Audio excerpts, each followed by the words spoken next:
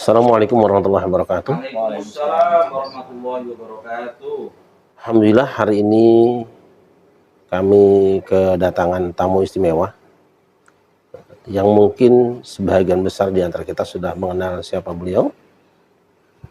Yang di sebelah kiri saya ini Zedah Salim ya. Selamat datang di gubuk kami di sini. Mudah-mudahan pertemuan kita malam ini menjadi silaturahim yang mendatangkan pahala buat kita semua. Jadi ibadah. Ya, terima kasih Gus Yai. Saya Zedah Salim. Saya dulunya adalah mantan jurnalis, presenter di salah satu TV swasta di Indonesia. Saya sudah pernah menjadi jurnalis selama kurang lebih 10 tahun dan presenter berita. Itu adalah sedikit karir yang pernah saya jalani sebelum saya akhirnya memutuskan untuk berhijrah, memakai hijab. Dan karena saya sudah memakai hijab, jadi saya harus mau tidak mau berhenti dari karir yang sudah saya bangun dari nol, karena dari pihak perusahaan tidak mengizinkan saya untuk memakai hijab. Ya, sampai saat ini, sampai detik ini, alhamdulillah sudah berhijrah, sudah memakai hijab, menutup aurat, dan menyibukkan diri dengan masih siaran freelance di beberapa stasiun TV atau di kanal YouTube. Itu awal cerita ya, awal cerita bertemu dengan seorang laki-laki yang hebat itu bagaimana itu? Hebat mempermainkan perempuan. Nah itu awal bertemu dengan sang pujaan itu di mana? Gimana ceritanya itu? Ya, awal bertemunya saya disapa di Instagram, media sosial. Dia menyapa saya dan meminta tolong pada saya untuk dikenalkan dengan beberapa artis papan atas. Alasannya untuk memberi kiswah. Nah, itu pandangan pertama di media sosial itu saya lihat, wah, akhlaknya luar biasa. Memberikan kiswah untuk artis papan atas.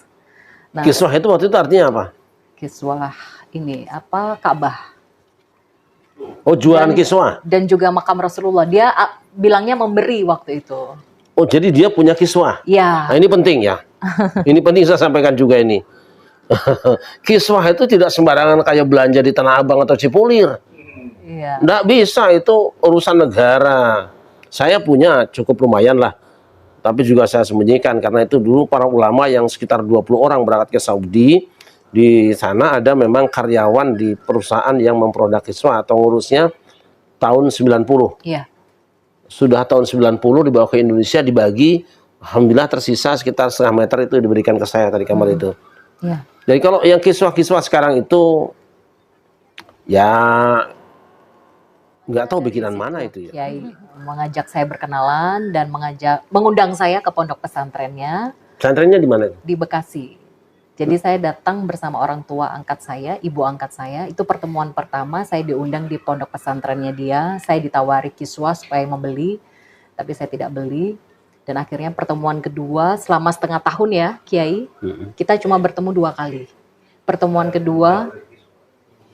kedua dia mendatangi saya karena pada saat itu saya sedang selamatan ulang tahun hari lahir. Kemudian pertemuan ketiga dia mengajak saya menikah. Secepat itu ya? Sebenarnya nggak cepat sih Kiai, karena itu rentang waktunya setengah tahun.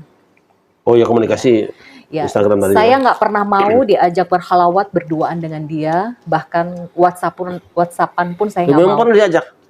Kenapa? Memang pernah diajak halawat? Oh iya, ngajak jalan-jalan saya ke kafe atau apa, tapi saya nggak pernah mau.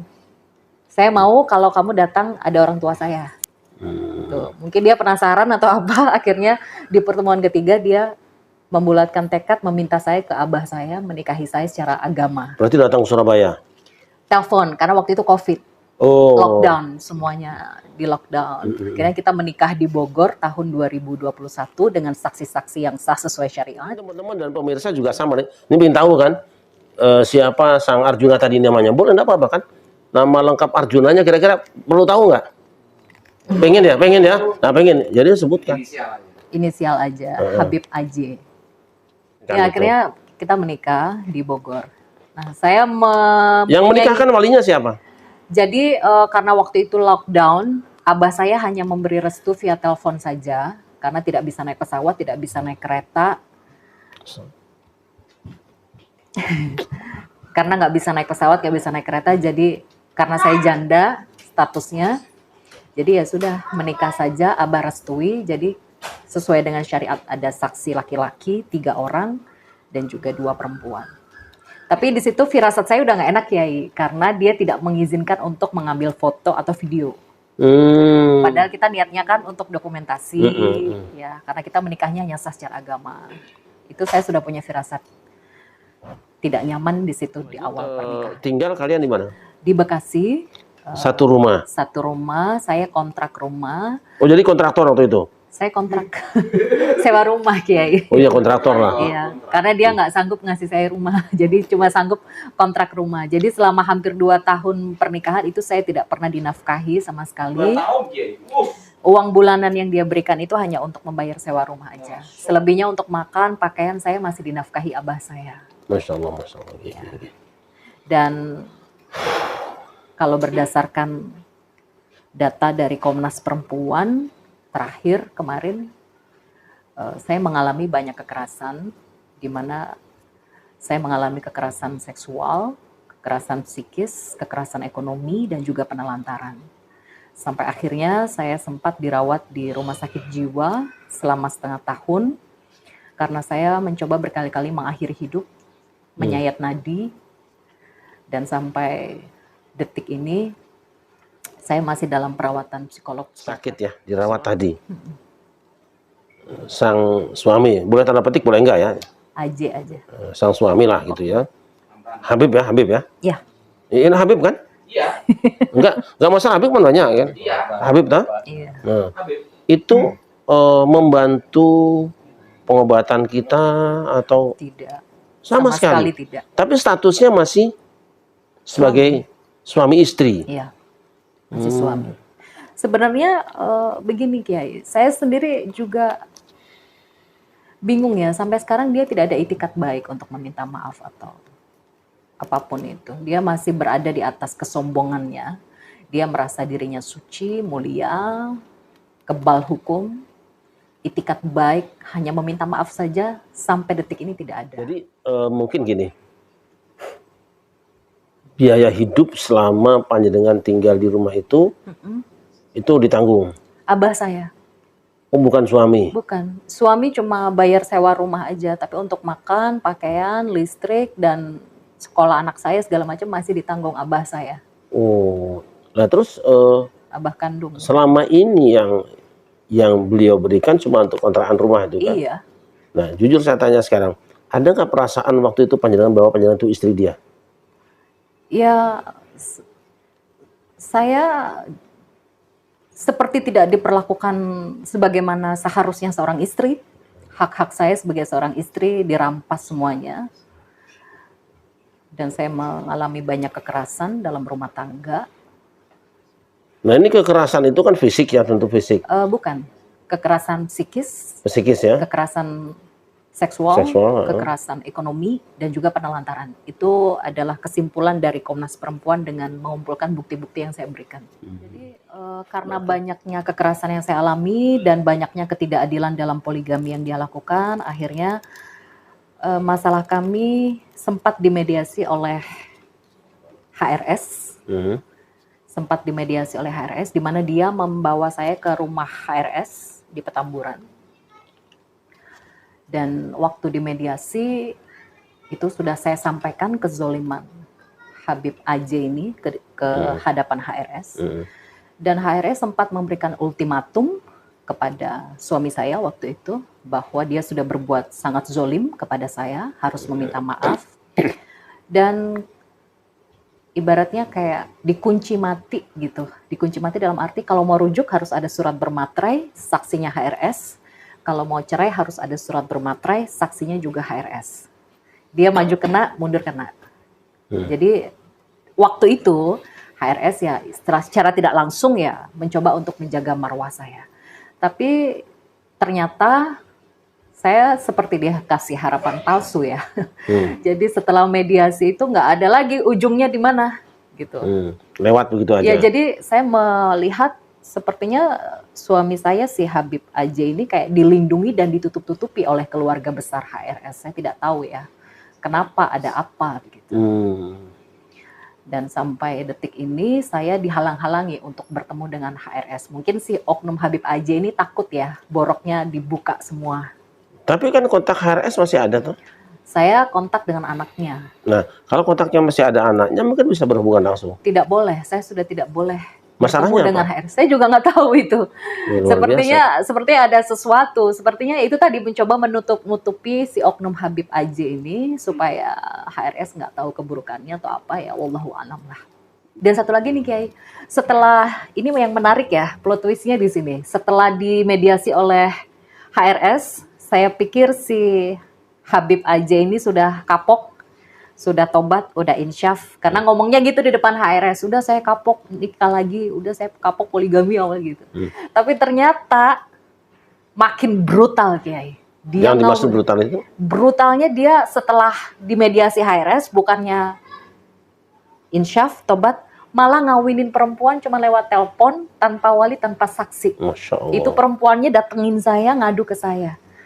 Setelah dia speak up di salah satu TV nasional. Masya Allah, Masya Allah. Jadi perempuan ini dikawin cuma lewat telepon dengan mahar cuma 100.000 sama dengan saya, dan ditalak cuma beberapa minggu langsung dibuang gitu, dicerai paksa. Bosen dibuang. Jadi motif kejahatannya dia itu kawin buang, kawin buang, kawin buang atau berzina.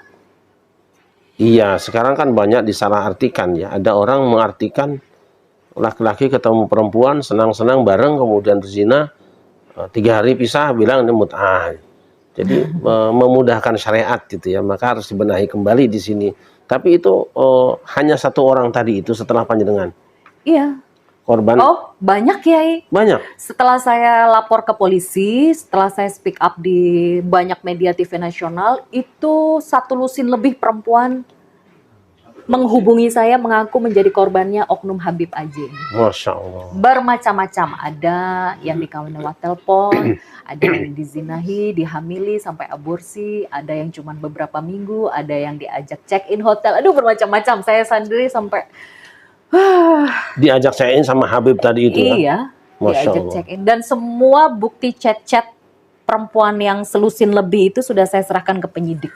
Yang saya sesalkan adalah mengapa hukum di negara ini, mengapa pihak kepolisian tidak fokus pada kekerasannya, kenapa malah fokus kepada legal standingnya gitu. Saya kan sedang tidak menuntut uang, saya tidak menuntut harta.